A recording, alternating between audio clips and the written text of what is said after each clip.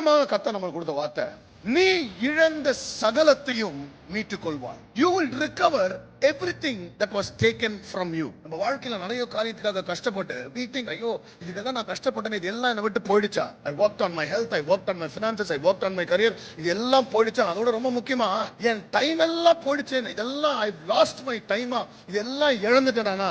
You will recover everything that was taken away from you. உன்கிட்ட எடுக்கப்பட்டது எல்லாமே நீ திருப்பிக் கொள்வாய். 1 Samuel chapter 30 and verse 8. வசனம் 8. இன்னைக்கு இது திருப்பிக் கொள்வான்றது என் ஆசை மட்டும் இல்லைங்க, it's a declaration, it's a promise from God.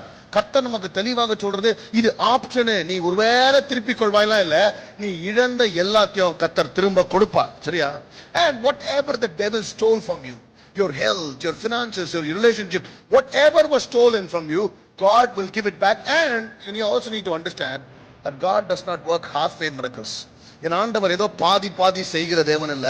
என் ஆண்டவர் கொடுத்தார்னா முழுமையா கொடுக்கிற தேவன். And I want to tell you, whatever you recover is going to be greater than what you lost. அதனால even as we begin this month, I want you guys to be excited that I will recover everything that was taken away from me.